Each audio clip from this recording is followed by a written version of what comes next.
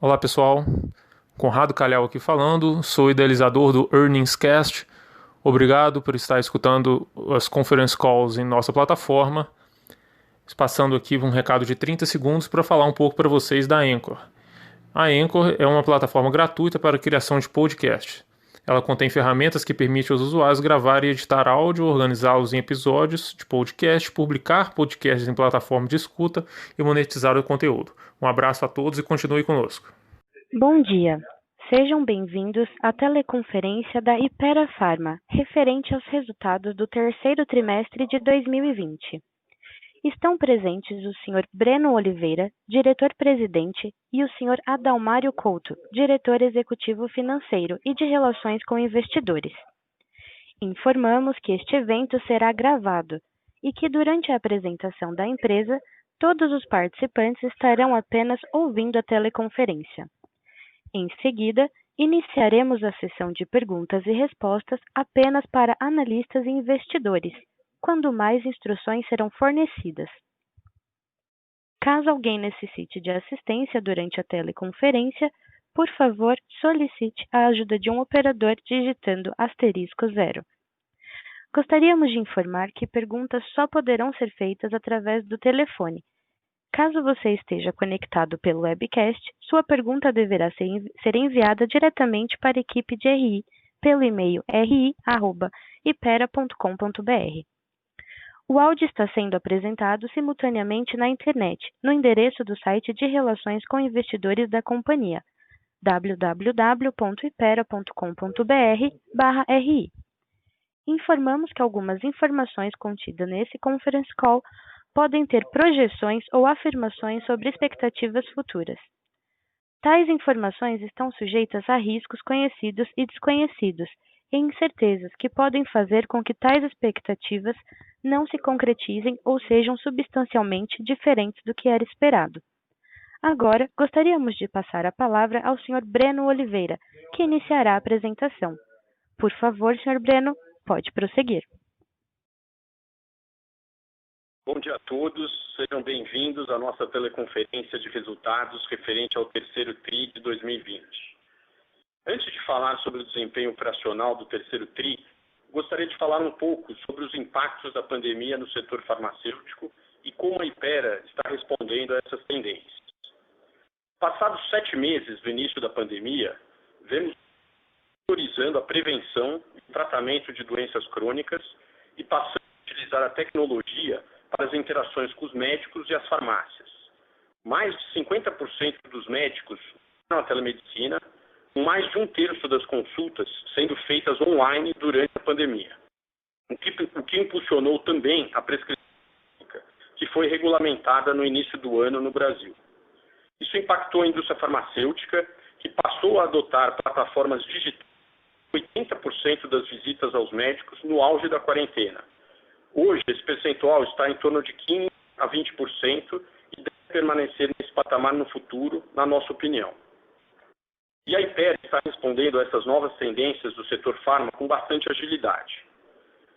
Com relação à mídia, aumentamos consistentemente nossos investimentos em 2018, representava 8% do total dos nossos investimentos em mídia. Em 2020, representar em torno de 22%. E em 2021, 30% do total dos nossos investimentos em mídia. Com isso, conseguimos pulverizar melhor nossos investimentos em mídia, em mais marcas do nosso portfólio e aumentar o índice de conversão em vendas dos nossos investimentos. Sobre o modelo de promoção médica, iniciamos um projeto piloto de visitação remota em julho de 2019, para avaliar com quais tipos de médico esse modelo híbrido de visitação médica funciona melhor. Também testamos um novo modelo de envio de amostras grátis, sem necessariamente fazermos a visitação presencial. Com isso, conseguimos enfrentar muito melhor os desafios da pandemia, quando no final de março tínhamos nossos 1.000 representantes médicos em casa, sem poder fazer a visita presencial. E no final de abril, já tínhamos todos de volta trabalhando no modelo virtual. Agora, estamos com um modelo híbrido de visitação médica que ainda tem potencial de melhorias, mas acreditamos que esse seja o modelo que vai prevalecer daqui em diante, com visitas físicas e remotas, de acordo com as necessidades dos médicos. Na frente do e-commerce, as vendas do mercado farmacêutico no canal online dobraram, saindo de aproximadamente 1% das vendas para 2% agora, sendo que para as grandes redes de farmácia, esse número é um pouco mais alto. Ainda é um patamar baixo, comparado com outros setores do varejo, mas é uma tendência que veio para ficar e queremos estar na frente dos nossos concorrentes nessa área. Em maio, lançamos um piloto da nossa plataforma de e-commerce, Direct to Consumer, na qual podemos fazer vendas diretas através do nosso site e plugar também nossa plataforma nos diferentes marketplaces já existentes e os que devem surgir no futuro próximo. Também queremos alavancar as iniciativas de e-commerce dos nossos principais clientes, que estão investindo bastante nessa frente. Temos uma equipe sempre dedicada ao trade marketing digital, com foco na plataforma digital dos nossos principais clientes, assegurando que a exposição e a promoção dos nossos produtos esteja impecável nos sites e aplicativos. O mesmo trabalho com a nossa equipe de campo nas lojas. Por último, estamos desenvolvendo uma plataforma multicanal de atendimento ao pequeno varejo B2B, que deve ser implementada já no primeiro de 2021. Hoje somos a empresa farmacêutica com maior cobertura física de lojas, com nossos consultores chegando a aproximadamente 30% dos pontos de venda. No entanto, ainda temos potencial de atender os 20% restantes através de ferramentas digitais e também de oferecer uma experiência omnichannel para os clientes atendidos presencialmente hoje. Queremos que as 80 mil farmácias brasileiras possam ter acesso a condições especiais do nosso portfólio de produtos, seja através do nosso representante, nosso call center ou de nossas plataformas digitais. Estamos antenados às transformações digitais que foram aceleradas pela pandemia. Desde 2019, criamos algumas áreas dentro da empresa para estarem 100% focadas nessas oportunidades, como, por exemplo, a área de Digital e Business Innovation. Com essas e outras iniciativas em curso na companhia, estaremos na vanguarda e prontos para aproveitar as oportunidades geradas durante a pandemia. Agora, falando sobre o resultado operacional, nossa receita líquida atingiu 1 bilhão e 89 milhões, um crescimento de 8% em relação ao segundo TRI de 2019. Esse valor é o maior já registrado em um trimestre, desde que passamos a concentrar nossas operações exclusivamente no mercado farmacêutico. Esse crescimento foi impulsionado pelo desempenho do sell-out, que cresceu 7,5% no trimestre, refletindo principalmente a melhora da demanda no varejo farmacêutico, conta da maior flexibilização das regras de circulação da população. Como já tínhamos visto ao longo do segundo TRI, essa maior flexibilização vem levando a atual do número de consultas médicas dentro do fluxo nas farmácias, dando o desempenho do mercado e do nosso sell-out. Similares e genéricos foi novamente o principal destaque, com crescimento de sell-out forte de 2 dígitos. Assim como no segundo TRI, esse crescimento foi impulsionado pela nossa plataforma robusta de distribuição, que alcança praticamente todos os pontos de venda do país. Em produtos de prescrição, observamos a recuperação de demanda entre as nossas unidades de negócio. Tínhamos sido bastante impactados no início da pandemia, principalmente no mês de abril, e desde o mês de maio passamos a observar uma recuperação gradual em diversas categorias, com destaque principalmente para dermatologia, crônicos e vitaminas, que seguem crescendo duplo dígito na comparação com o ano anterior. Por outro lado, a recuperação ainda tem se mostrado mais lenta em algumas classes terapêuticas, como sistema respiratório, ortopedia e pediatria, categorias que acabaram sendo mais impactadas pelo menor número de consultas médicas. No Consumer Health, as marcas de vitaminas e suplementos continuam com forte crescimento, acompanhadas pelas marcas líderes em adoçantes, Zero Cal e Fim, que atingiram um recorde histórico de market share no último bimestre.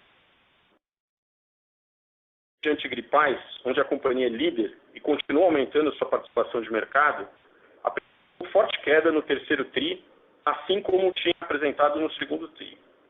Nossa expectativa é que o impacto dos antigripais seja menor nos próximos meses, uma vez que a categoria é menos relevante no quarto e primeiro TRIs. Inclusive, a gente já está vendo esse comportamento nos dados preliminares de outubro. Neste TRI, fortalecemos nossa liderança absoluta em Consumer Health com a conclusão da aquisição da família de produtos Buscopan, marca líder em dores abdominais e a segunda maior marca de OTC do mercado. A conclusão dessa aquisição é muito importante para a companhia. São marcas fortes que continuam crescendo de maneira saudável nos últimos meses e que serão usadas para extensões de linha com futuros lançamentos nessa categoria. Por falar em lançamos 3 extensões de linha da marca Vitasay e reforçamos nossa marca com 4 lançamentos da linha de OTC Adera Mais. Lançamos também o Maracujina Noite, com dosagem mais alta que a versão atual. Lançamos um novo sabor do Engove After, o Berry Vibes, e o Blanche XT, marca líder, marca da linha Mantecorp Skincare. A inovação segue como base para o nosso crescimento sustentável. No TRI investimos mais de 90 milhões em P&D, o maior patamar já investido pela empresa em um trimestre. E o nosso índice de inovação alcançou 33%. Sim, aceleramos nossos investimentos para a expansão da capacidade de produção em Anápolis, que já está em fase final de execução. Nossa expectativa é já iniciar a produção de vitaminas e sólidos nas novas linhas de produção no mês de dezembro.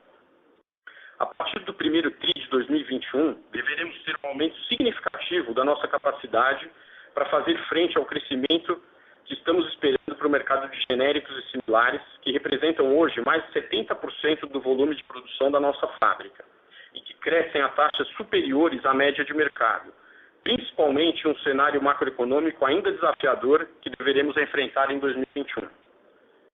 Continuamos tendo inovação e aumento de capacidade produtiva, porém sem perder de vista a rentabilidade e o retorno de capital aos nossos acionistas. Neste trimestre, o EBITDA das continuadas cresceu 2%, sido 29%, mesmo com o impacto negativo da pandemia. Além disso, tivemos geração de caixa operacional recorde, de 465 milhões de reais. Antes de passar a palavra para o Adalmário, quero falar um pouco sobre o patrocínio de naming rights da Neoquímica Arena, que fechamos agora em setembro. Vamos investir 300 milhões de reais pelos próximos 20 anos. Este contrato possibilitará uma visibilidade enorme para a marca Neoquímica, espontânea, a menção da marca Neoquímica durante a transmissão dos jogos, notícias, mídias sociais, além da visibilidade no estádio, tanto para a marca Neoquímica quanto para outras marcas da Hypera, que terão os naming rights de setores do estádio. Mas temos uma expectativa muito maior para essa iniciativa do que apenas a exposição das nossas marcas. Enxergamos como uma enorme oportunidade de estreitar o relacionamento com os nossos principais stakeholders. Nosso objetivo é localizar, conhecer e fidelizar os 30 milhões de corintianos que já conhecem a Neoquímica e têm um vínculo emocional com a marca. Começando pelos profissionais da saúde, os médicos, farmacêuticos e balconistas, e depois com todos os consumidores e pacientes em geral. Queremos conhecer os hábitos desses corintianos e criar um programa de fidelização desses torcedores, mapeando, engajando e explorando oportunidades de promoções, focando inicialmente na alavancagem das vendas de medicamentos da Neoquímica e no futuro em toda a linha de produtos da Hypera. Estamos montando uma equipe dedicada para esse projeto. Começaremos a implementar esse programa de fidelidade já no início do ano que vem e esperamos colher o fruto desse trabalho ao longo dos próximos 5 anos. Agora eu passo a palavra para o Adalmário, que vai comentar em mais detalhes os resultados do trimestre. Obrigado, Breno. Bom dia a todos. Vou falar aqui com um pouco mais de detalhes o resultado do terceiro trimestre, passando pelas vendas e também a parte de despesas, e depois a gente entra no fluxo de caixa. No geral, tivemos uma boa performance, com crescimento de quase 8%, tanto na receita bruta quanto na receita líquida, com um nível de devoluções bastante reduzido nesse trimestre, quando comparado com o terceiro TRI de 2019. um impacto positivo do reajuste de preço médio, 5%, realizado no segundo TRI, e também um aumento de volume de 3%, com crescimento bastante balanceado entre o sell-in e o sell-out. O crescimento do trimestre foi puxado pela boa performance em algumas categorias, como o Breno já comentou, em destaque para o portfólio de produtos crônicos, vitaminas nutricionais, analgésicos e dermatológicos, principalmente protetor solar, com as pessoas regressando às atividades. E também o portfólio de genéricos, que aumentou aí em duplo dígito, puxado por um aumento de volume expressivo no trimestre. A forte performance foi parcialmente impactada em função da demanda do portfólio agudos, principalmente aí pediatria, respiratório, dor e inflamação. E também o impacto negativo dos antigripais por conta do Covid. Teve uma desaceleração significativa quando a gente compara com o terceiro TRI de 2019. Com relação ao portfólio de agudos, a gente já está vendo uma recuperação nesse segmento, né, com aí dos médicos, consultas muito próximo aos patamares do Covid, mas o segmento de gripe e alergia deve retornar aos patamares anteriores somente em 2021. Esse ano a gente não espera que volte, dado a sazonalidade aí desse segmento. Nesse já começamos a ter o benefício da incorporação das aquisições com o fechamento e a integração do Buscopan, que já contribuiu parcialmente para as vendas do trimestre, ainda de forma bastante tímida, né, pois tivemos menos de um mês de vendas. Agora, para o quarto TRI, deveremos ter a contribuição integral das marcas aí Buscopan e Buscofem. A margem bruta ficou em 64% no trimestre, uma queda de 3,5 pontos percentuais, principalmente no custo do produto vendido e também uma desvalorização de 23% aí do real frente ao dólar, que transitou pelo nosso custo. Também tivemos o impacto do mix, por conta da maior representatividade de genéricos, que foi levemente compensado pelo aumento de preço. Entre o impacto cambial e mix, a gente teve uma queda de quase 5 pontos percentuais, a margem bruta, que foi levemente compensada por esse aumento de preço. No trimestre, continuamos a investir fortemente em P&D, tivemos um aumento de quase 45% por conta da aceleração dos projetos em desenvolvimento, com a aquisição de matéria-prima e contratação de equipe adicional, como também o nosso projeto para a inclusão de novos fornecedores.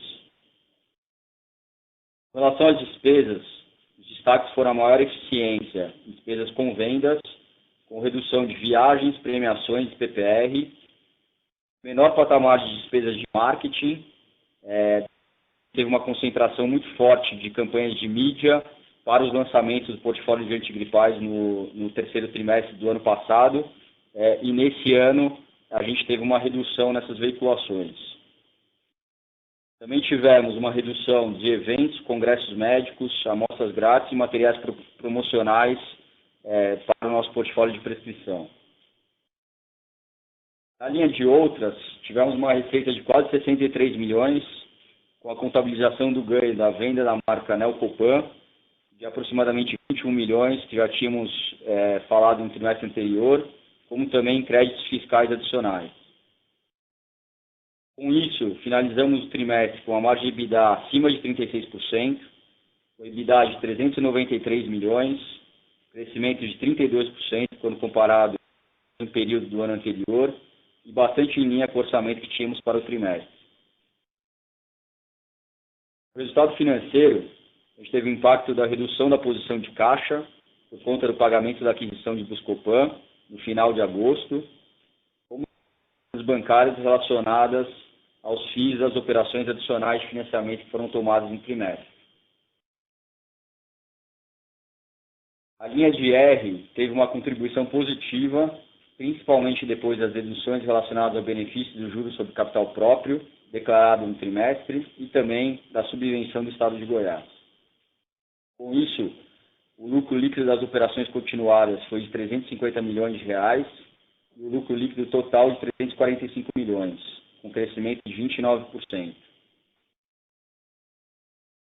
Passando agora para o fluxo de caixa, no slide 6, nesse trimestre a gente teve um recorde da geração de caixa operacional da companhia em um único trimestre, de 465 milhões de reais. E considerando as variações de contas a receber, fornecedores e estoques, nosso investimento em capital de giro permanece abaixo da receita líquida, com uma melhora gradual do ciclo de conversão de caixa.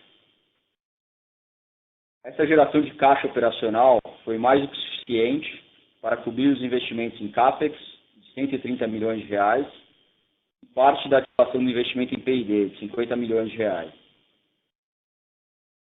Tivemos uma aceleração do investimento em CAPEX nesse trimestre, por conta das obras de expansão da capacidade da fábrica em Anápolis, que representou quase 80% desse CAPEX total. Com isso, tivemos uma geração de fluxo de caixa livre de quase 300 milhões, excluindo a aquisição do Buscopan de 1,3 bilhões. Com relação ao fluxo de financiamento, emitimos uma nova debênture de 735 milhões nesse trimestre, com 2026, cancelamos a tranche remanescente de 1 bilhão que tínhamos negociado no início do ano, para o pagamento da aquisição da Takeda. Com essa nova operação, isso já é mais do que suficiente para o pagamento da aquisição, que deve ocorrer entre o final desse ano e o início do ano que vem. Além disso, também rolamos o financiamento de 500 milhões que tomamos no início do ano, 2024, com um custo bastante atrativo e beneficiando desse ambiente de taxa de juros historicamente baixo. Temos também 24 milhões de IR retido na fonte, referente à declaração de juros sobre capital. E nesse trimestre, a gente fez uma nova declaração de juros sobre capital própria de 185 milhões, que representa um aumento de 15% quando comparado com o valor declarado no ano anterior, e bastante consistente com a nossa estratégia de alocação e retorno de capital aos acionistas, aumentando o dividendo por ação ano após ano. No final do trimestre, o endividamento ficou em 5,6 bilhões de reais, bastante concentrado no prazo, e uma posição de caixa de quase 5 bilhões. Com isso, continuamos com a sólida posição de capital, com um balanço bastante saudável, mesmo após considerar o valor a ser pago na aquisição dos ativos da Takeda, de aproximadamente 3,5 bilhões. Com isso, nosso índice de alavancagem deve ficar num patamar muito próximo, às vezes, dívida líquida e o EBITDA pro forma, com consideração do portfólio adquirido no próximo ano.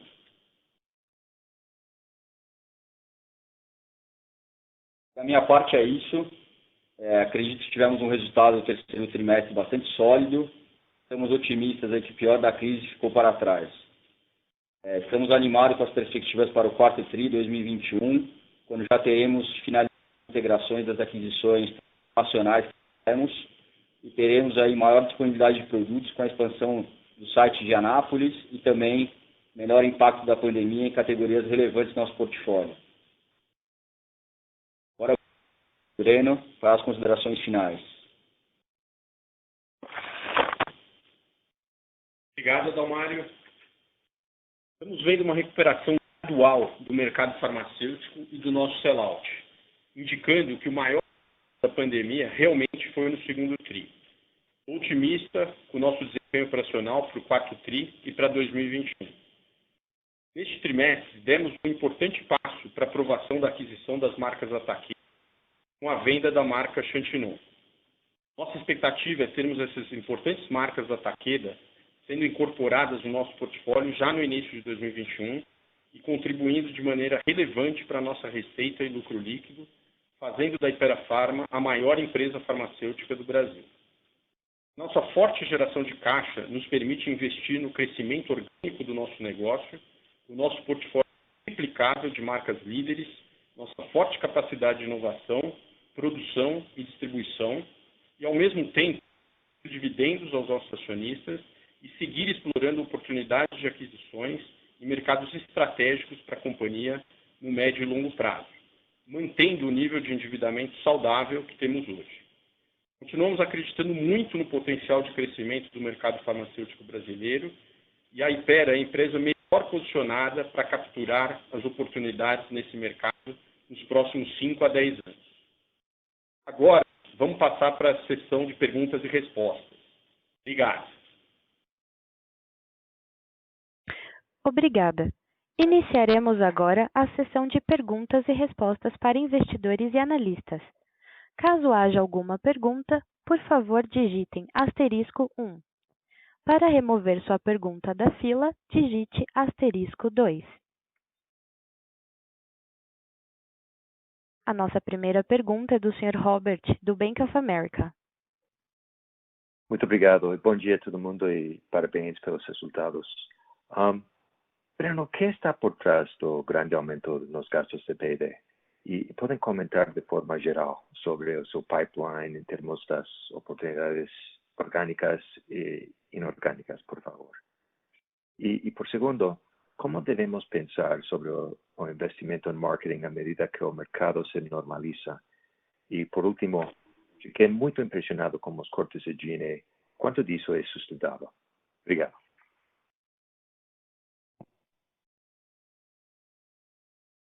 Obrigado, Bob.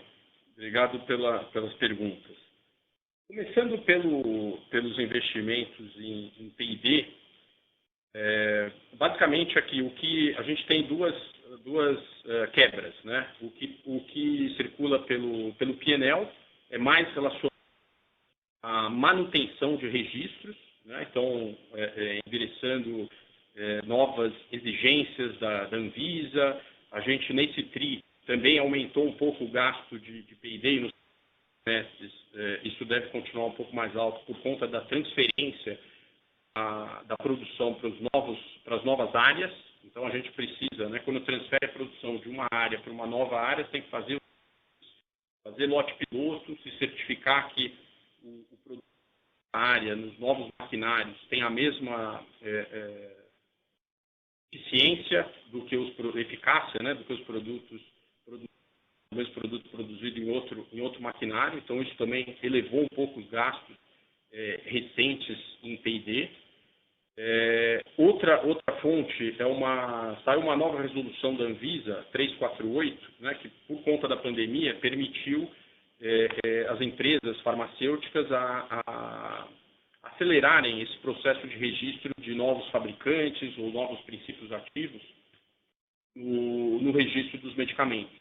Então, a gente e vários outros concorrentes também aproveitaram isso para colocar novos fornecedores e evitar risco de ruptura de matéria-prima, como a gente, né, quase teve isso no início do ano. Então, isso também aumentou um pouco os gastos de P&D que transitam pelo P&L nesse trimestre.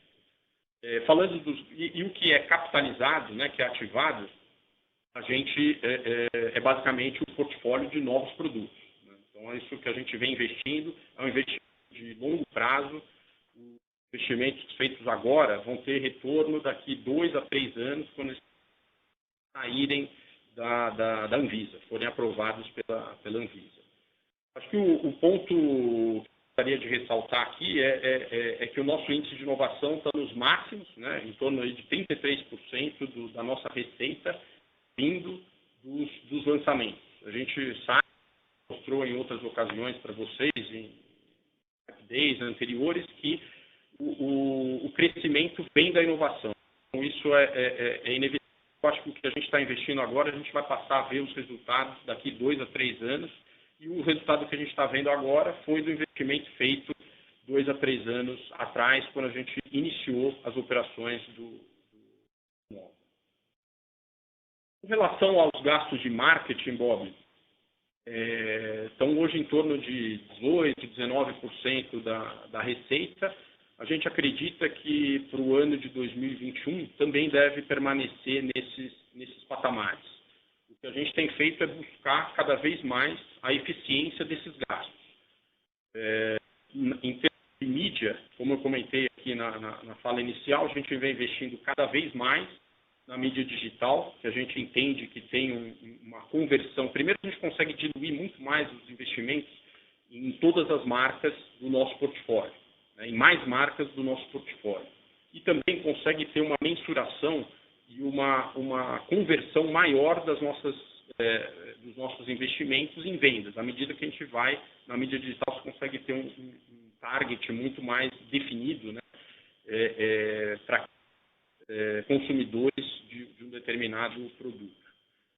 Então, e a gente vem buscando mais eficiência também na mídia offline. Então, as negociações com os grandes canais aí, né, de transmissão, as grandes emissoras, a gente vem buscando maior eficiência dos programas e são mais adequados ao nosso portfólio de produtos. Em relação às despesas de D&A, eu acredito que aqui também inclui um pouco as despesas de vendas e marketing. A gente a gente fez um esforço grande agora, né, durante depois do impacto da pandemia nos nossos resultados, a gente buscou ganhos de eficiência nas nossas despesas, principalmente as despesas de marketing, vendas e o D&A como um todo. A gente acredita, estamos trabalhando agora no orçamento, começando a trabalhar no orçamento do ano que vem, acredita que parte desses ganhos sejam capturados também no ano que vem. Basicamente, o que a gente vem buscando é maior eficiência dos gastos, não necessariamente redução dos investimentos, atingir um maior número no caso, por exemplo, da demanda médica, né, visitação médica. A gente, com esse modelo híbrido, nosso objetivo é atender mais médicos, buscar mais médicos e não reduzir o número da nossa equipe de visitação médica. Assim como em outros gastos relacionados ao marketing. Acho que com a pandemia, né, mudou um pouco o cenário, a gente os congressos sendo feitos de maneira virtual. Com isso, a gente consegue ter uma eficiência muito maior dos nossos investimentos. Também estamos trabalhando, não tão relacionado aqui à pandemia, mas estamos trabalhando aqui na maior eficiência do uso da amostra. E do lado do D&A e vendas como um todo, gastos com viagem. A gente acredita que trouxe, né, para um outro patamar. Ficou bem claro que a gente consegue fazer boa parte do trabalho remotamente, né, interações remotas. Isso acho que veio para ficar. Então, acho que no ano que vem a gente consegue ter uma eficiência muito maior dos nossos gastos, gerar uma demanda maior com os mesmos investimentos. Ficou muito claro, Breno. Muito obrigado. E, novamente, parabéns. Obrigado, Bob. A nossa próxima pergunta vem do Sr. Tobias, do Citibank. Breno, tudo bem? Parabéns, bom dia. É uma pergunta rápida só. Você pode dar algum update como é que está a questão da leniência das negociações? Você pode dar algum update na medida do possível com relação a isso? E outra coisa, você teve impacto do câmbio no segundo TRI, você aumentou o preço 5%, então você talvez já tenha começado a recuperar um pouco isso. Como é que você enxerga a questão da margem daqui para frente, a margem bruta? Obrigado e bom dia. Oi, Tobias. Bom, com relação a possíveis acordos que a companhia venha a celebrar com autoridades, como a gente já falou em outras ocasiões, vai buscar o que é melhor para a companhia e o melhor para os nossos acionistas. Mas, infelizmente, a gente não tem nenhum timing aqui que a gente possa comentar sobre esse assunto. O que eu posso afirmar, e a gente já falou em outras ocasiões, é que isso não tem impacto nenhum para o negócio da companhia. Então, tanto com clientes, fornecedores, parceiros e mesmo colaboradores, isso tem impacto zero para o nosso negócio. Mas, dito isso, é a busca, estamos colaborando com as autoridades e o nosso objetivo é ter esse assunto resolvido o mais rápido possível, mas, infelizmente, eu não consigo falar de timing aqui para vocês hoje. Sobre a margem, eu vou passar para o Adalmário responde. Oi, Tobias. Obrigado. Bem, Fala, Damaro. Tudo bem? Tudo. Com relação à margem bruta, né, a gente está tendo esse impacto, né, essa queda aí, né, desde o ano passado, né, por conta da desvalorização cambial aí mais acelerada, principalmente desde o início do ano. O que a gente espera é basicamente ter uma recomposição de margem gradual ao longo do tempo, à medida que a gente vai trabalhando com esse novo patamar de câmbio, né, a gente espera que nos próximos anos a gente vai ter reajustes aí de preço que vai compensar esse novo patamar de câmbio trabalhando. Para esse ano, a gente já tem redeado aqui para o quarto trimestre, como a gente já tinha feito esse hedge no primeiro semestre do ano, para o ano todo, e estamos avaliando aqui o melhor patamar também para começar a redear para 2021, à medida que a gente fiz aqui o trabalho de orçamento para 2021.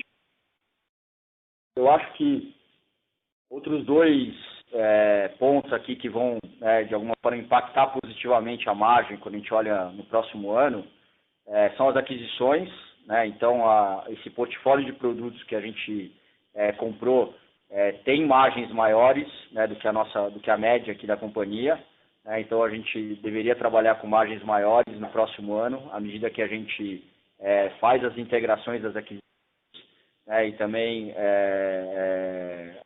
das sinergias, né, principalmente do benefício fiscal, e também do pipeline, né, de lançamentos, né? Então, a gente começa ano que vem, né, com um número de lançamentos aí maior, né, e também esses lançamentos, em boa parte deles, têm margens maiores do que a gente tem hoje na média da companhia, que também deve favorecer aí o aumento de margem no próximo ano e também nos anos seguintes. Tá ótimo, maravilha. Obrigado de novo.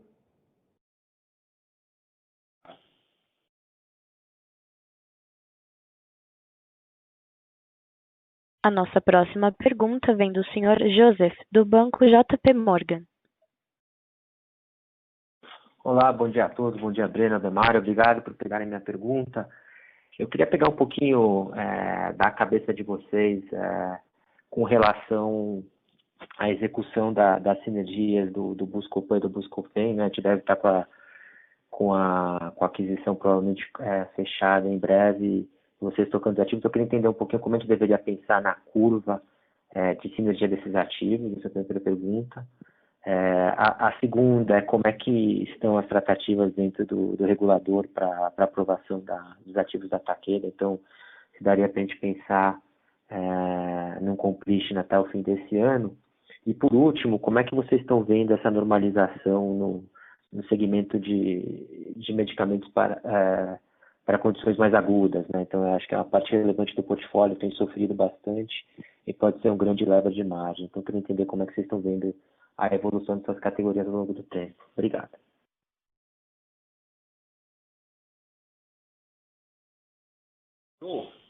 Sobre as sinergias, a integração do Buscopan, basicamente aqui a gente já fez a integração, né? Fez o closing, já começamos a vender a estrutura aqui de marketing que a gente trouxe da Behring, das pessoas, uma pequena, já foi incorporada, está trabalhando aqui junto conosco. Então, essa questão de sinergias de pessoas, a parte também de ponto de venda também já foi capturado, né? Eles tinham uma equipe terceirizada e essas atividades de ponto de venda, né? De venda, promoção dos pontos de venda, já foi incorporada na nossa equipe desde o day one. Eu acho que o próximo passo aqui em termos de captura de sinergias é com relação à internalização da produção.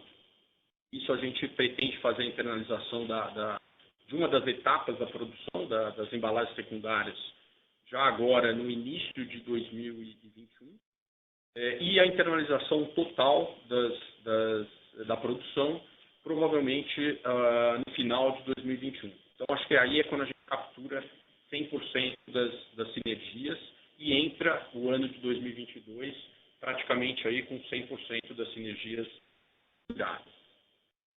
Com a Takeda, eu acho que bom, a gente está nesse trâmite, né, nesse processo de aprovação junto ao CAD. Como eu mencionei, um passo importante foi a venda da marca Chantinon, que a gente acredita que é o remédio necessário para a aprovação da transação. Porém, do ponto de vista de timing, a gente acredita que a aprovação deve acontecer aí no início de 2021, provavelmente entre janeiro e fevereiro de 2021. Mas está tudo caminhando dentro do planejado. Em termos de sinergias, eu acho que aí também a gente já começa a capturar sinergias mais rapidamente, uma vez que a gente já consegue fazer a internalização das embalagens secundárias logo na aprovação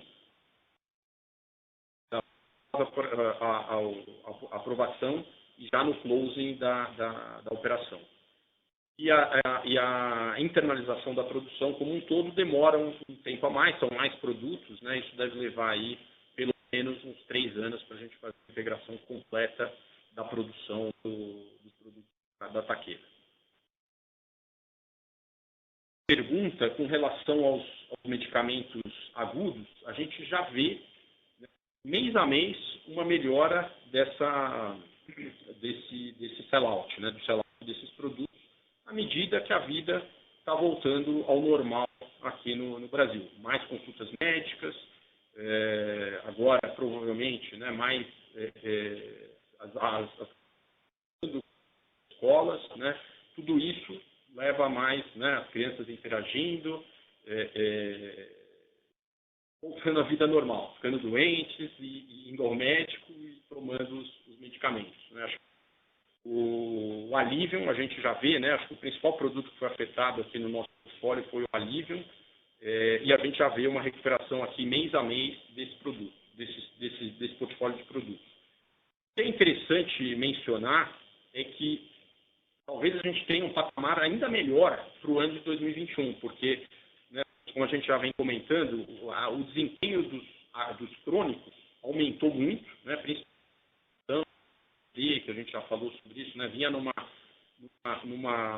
queda lá em final de 2018, começo de 2019, e isso se reverteu, e a nossa expectativa ainda é cedo para falar, mas a gente tem uma boa expectativa de que esse novo patamar, esse patamar de mais alto dos crônicos e prevenção, possa se manter num patamar mais alto e o desempenho dos agudos se recuperar aí nos próximos meses. Então pode ser que esse novo normal tenha um patamar de vendas ainda maior para a companhia.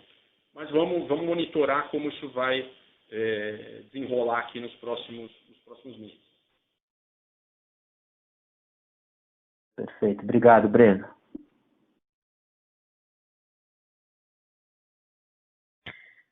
A nossa próxima pergunta vem da senhora Irma Sgars, do Goldman Sachs. Olá, bom dia. Eu gostaria de só perguntar um pouco mais do ambiente competitivo, tanto do lado genéricos e similares, onde obviamente a gente já tem visto um grande aumento na concorrência por parte do varejo nos últimos anos. Gostaria de ver como que vocês veem o momento atual neste segmento. E aí também no varejo farmacêutico, obviamente a gente está vendo várias empresas, obviamente, tendo chegado no mercado de capitais, obviamente estão em pleno momento de expansão. Então gostaria de ouvir um pouco se isso tem mudado alguma coisa sobre os times comerciais, o approach, comerciais, as dinâmicas comerciais para vocês. Obrigada. Obrigado, Irma. Falando da primeira pergunta, do mercado de genéricos e similares, essa dinâmica continua bastante, né, o mercado continua bastante dinâmico, essa categoria cresce mais do que a média, já há muito tempo, e a gente acredita que deve continuar nessa tendência e talvez esse movimento acelerar ainda em 2021. A gente sabe que a economia aqui no Brasil foi menos, né, a economia foi menos impactada do que outras regiões, principalmente pela ajuda do, né, com aquele ajuda o auxílio emergencial de R$600, que agora se reduziu e provavelmente deve ser, né, não deve acontecer mais em 2021. Com isso, a gente acredita que o cenário macro é ainda desafiador para o ano de 2021 e nesse cenário os genéricos e similares tendem a performar ainda mais, ainda melhor nesse ambiente, né, com geralmente que acontece o trade down eu acho que a gente está muito bem posicionado para esse movimento, caso isso ocorra. A gente vem investindo aí desde 2019 em ampliação de capacidade. Isso foi um gargalo para a companhia no passado. E agora a gente já vai poder, né, se essa demanda aumentar, como a gente espera, a gente tem capacidade para atender essa demanda que deve acontecer em 2021. A gente já vem, né, mais recentemente, a gente está conseguindo voltar a ganhar market share nessa categoria, principalmente através de lançamentos. Né? Num primeiro momento, o nosso de lançamentos, né, o nosso pipeline foi muito focado nos medicamentos de marca, principalmente em prescrição. Agora a gente já começa a ter alguma disponibilidade maior, tanto do nosso pipeline interno, como também da área de business development, né, através de parcerias.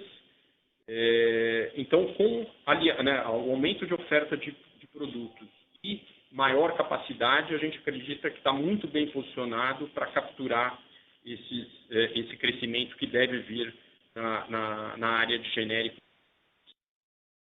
Em relação à pergunta do varejo farmacêutico, a gente, obviamente, né, vê os nossos clientes muito mais capitalizados. A gente não vê ainda uma mudança na dinâmica de negócios, mas esse movimento a gente vê com bons olhos. Para a Hypera, acho que é muito bom. À medida que mais players, né, os grandes players, passam a abrir, né, abrir mais lojas, com mais pontos de venda para a gente expor e vender o nosso portfólio de produtos.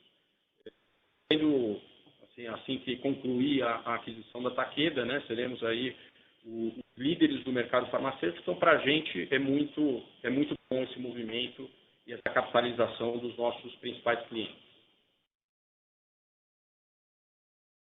Bom, obrigada.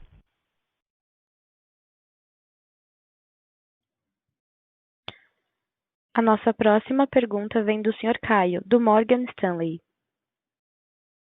Oi, pessoal, obrigado por pegar minha pergunta. Eu queria entender um pouco como que está o gap de margem bruta entre os diferentes segmentos. Eu queria saber também se você tem conseguido ganhar margem bruta nos genéricos, por conta de maior eficiência. Obrigado. Oi, Caio. Tudo bem? O nosso portfólio, como você sabe, é o portfólio aí mais diversificado que tem da indústria farmacêutica. Né? Então, a gente tem posição relevante tanto nas categorias aí de maiores margens, né, que são os produtos de prescrição, produtos OTC, quanto também, né, os produtos de menores margens, aí no caso dos genéricos. Né? E os similares aí tá mais ou menos no meio. No caso de genéricos, né, especificamente falando de genéricos, tem uma variação muito grande de margens por moléculas, né? E aí depende muito, né, da entrada, saída de competidores aí em cada um desses mercados, né, para a gente conseguir funcionar e das moléculas que a gente está presente, né, que tipos de margens que a gente vai praticar.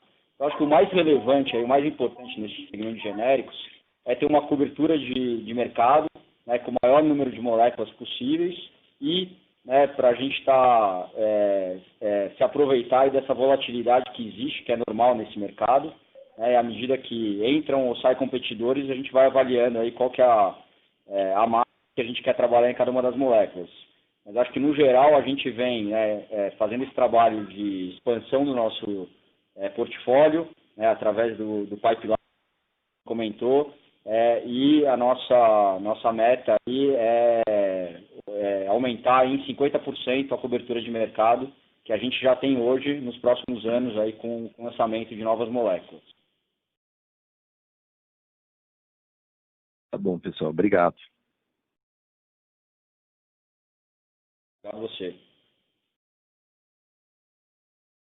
A nossa próxima pergunta vem do senhor Gustavo, do Bradesco. Bom dia, Breno. Bom dia, Mário. Obrigado por pegar a minha pergunta e parabéns pelo resultado. A minha pergunta são duas perguntinhas. A primeira é sobre o marketing, né? Principalmente do marketing de televisão. Então, eu queria explorar um pouquinho mais como está a situação de volta, se vai ter maior investimento no quarto Q, mas também explorar um pouquinho como que está com os fornecedores, por exemplo, com a Globo, que você tem um contrato grande e tudo mais.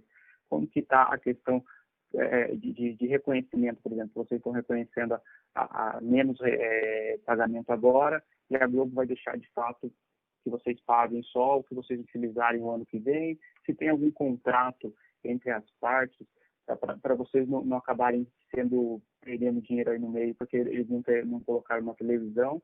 E uma última questão, se eu puder, lá no release vocês comentam que houve uma menor remuneração variável em relação às despesas com vendas.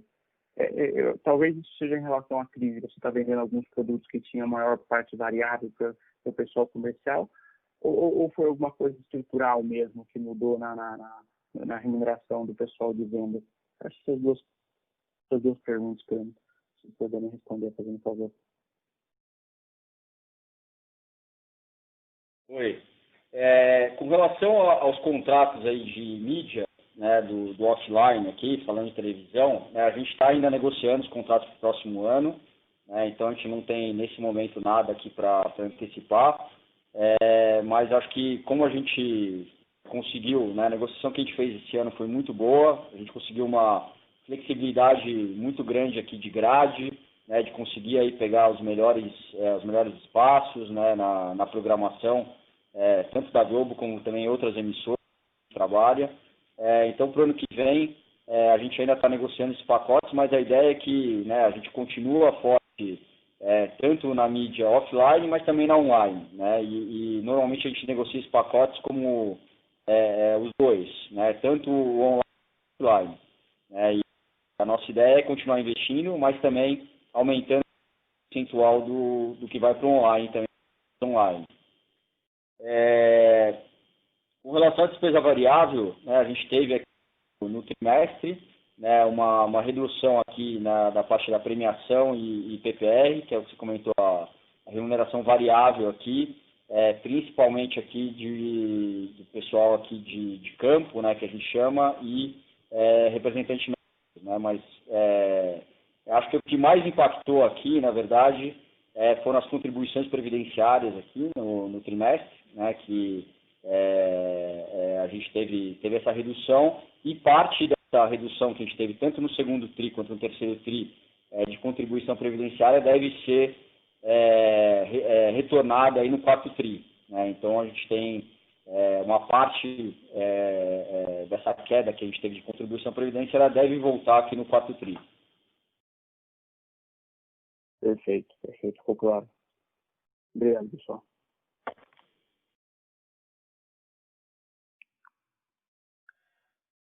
A nossa próxima pergunta vem do senhor Gustavo, do Itaú BBA.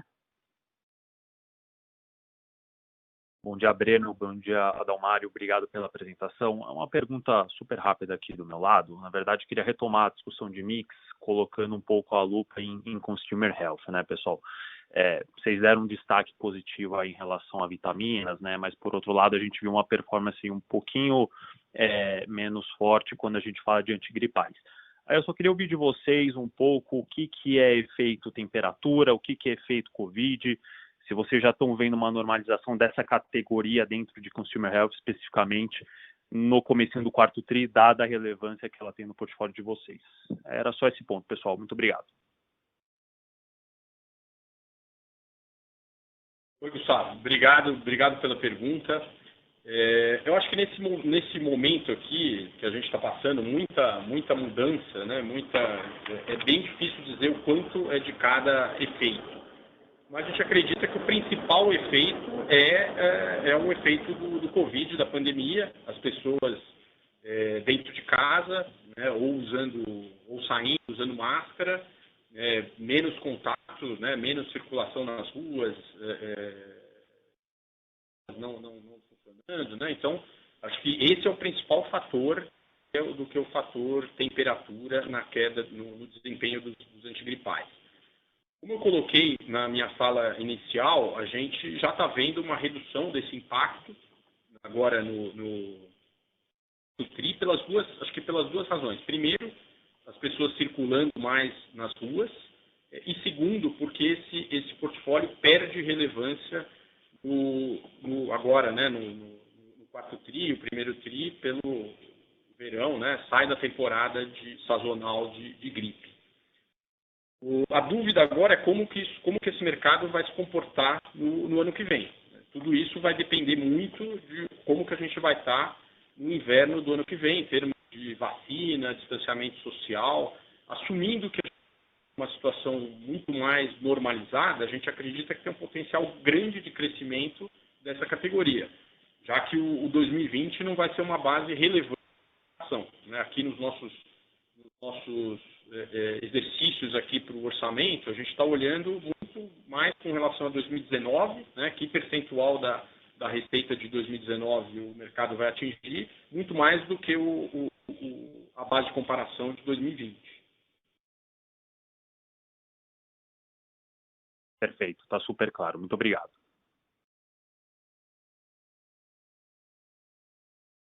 Lembrando que para fazer perguntas, basta digitar *1.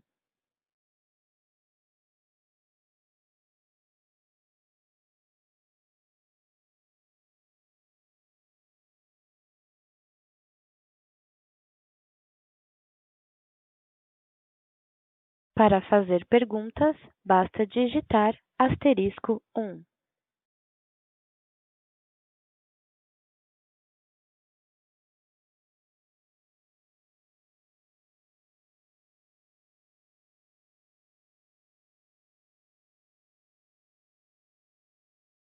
A sessão de perguntas e respostas está encerrada. Passo a palavra agora para o Sr. Breno, que fará as considerações finais.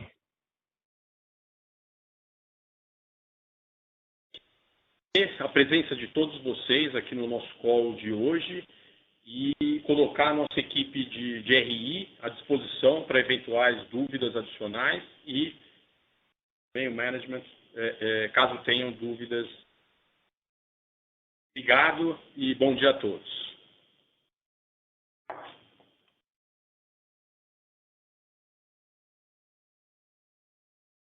A teleconferência da Hypera Pharma está encerrada. Agradecemos a participação de todos e tenham um bom dia.